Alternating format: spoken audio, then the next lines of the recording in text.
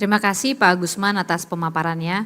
Selanjutnya kita akan mendengarkan update perkembangan di sektor inovasi teknologi sektor keuangan, aset keuangan digital, dan aset kripto yang akan disampaikan oleh Bapak Adi Budiarso. Kepada Bapak Adi, kami persilahkan.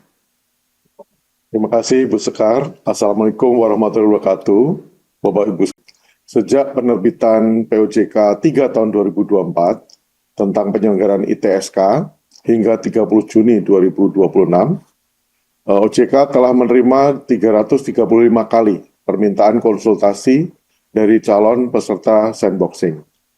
Saat ini terdapat 3 peserta sandbox yang terdiri dari 2 penyelenggara dengan model bisnis aset keuangan digital dan aset kripto, dan 1 pendukung pasar yang telah melaksanakan proses uji coba. Sebelumnya, telah terdapat 4 peserta sandboxing yang menyelesaikan proses uji coba yang dinyatakan lulus dengan model bisnis tokenisasi emas, bisnis tokenisasi surat berharga dengan skema kontrak pengelolaan dana atau KPD, dan bisnis tokenisasi manfaat kepemilikan properti.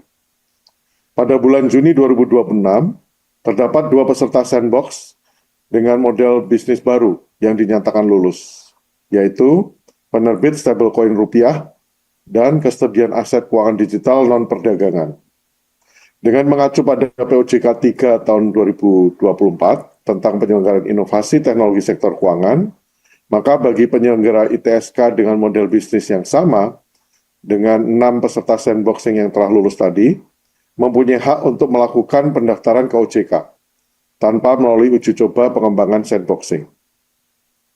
Selain itu, Bapak Ibu sekalian, sandboxing di OJK mengedepankan prinsip kolaborasi sebagai landasan pelaksanaan inovasi, di mana beberapa model bisnis yang telah melalui proses pengujian sebelumnya menunjukkan keterpaduan operasional dengan berbagai lembaga jasa keuangan untuk menunjang proses bisnisnya, seperti model bisnis tokenisasi emas yang bekerjasama dengan Pegadaian untuk tempat penyimpanan emas fisik, underlying token, serta model bisnis tokenisasi surat berharga yang melibatkan manajer investasi dan bank kustodian dalam ekosistem di pasar modal.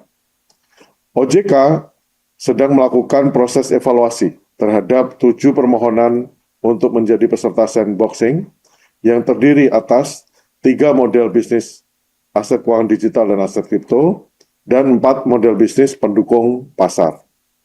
Hingga Juni 2026, penyelenggara ITSK yang terdaftar di OJK terdiri dari 8 pemeringkat kredit alternatif dan 17 penyelenggara agregasi jasa keuangan atau PAJK yang telah berhasil menjalin 1.346 kemitraan dengan lembaga jasa keuangan LJK dari berbagai sektor.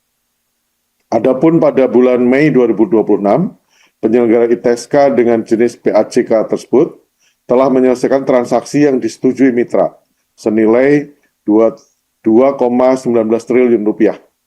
Dengan jumlah pengguna PAJK tercatat sebanyak 18,29 juta yang tersebar di seluruh wilayah Indonesia.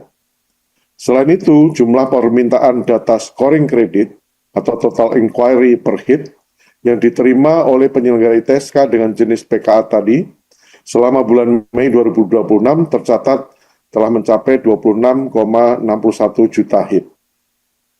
Adapun terkait dengan perkembangan aktivitas aset kripto di Indonesia, Bapak Ibu sekalian, per Mei 2026, jumlah akun konsumen telah mencapai 22,4 juta akun konsumen, yakni tumbuh 3,17% month to date. Sementara itu, pada bulan Mei 2026, nilai transaksi aset kripto tercatat sebesar 23,01 triliun rupiah. Dan nilai transaksi derivatif AKD, aset keuangan digital, tercatat sebesar 5,69 triliun rupiah.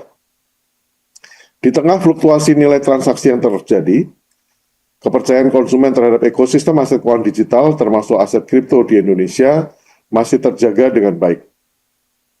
Dalam rangka pengembangan ekosistem IAKD, OJK bersama International Labour Organization (ILO) meningkatkan akses pembiayaan formal bagi peternak sapi perah melalui peluncuran integrasi sistem ERP, Enterprise Resource Planning, dengan layanan pemeringkat kredit alternatif dan penyelenggara agregasi jasa keuangan atau PAJK yang diimplementasikan di 3 koperasi sapi perah sebagai prioritas, yakni di Jawa Timur.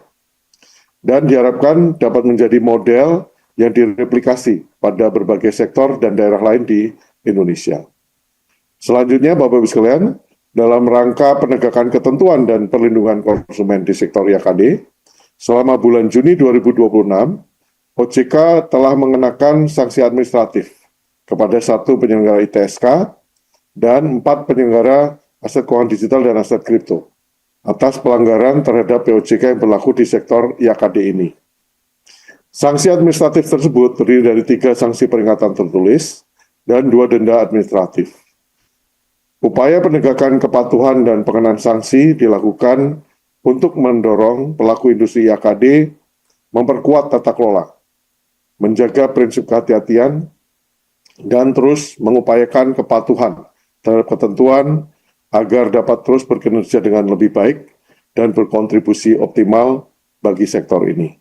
Demikian Ibu Sekar, kami kembalikan kepada Ibu Sekar. Jelajahi cara baru mendapatkan informasi. Download Metro TV Extend sekarang.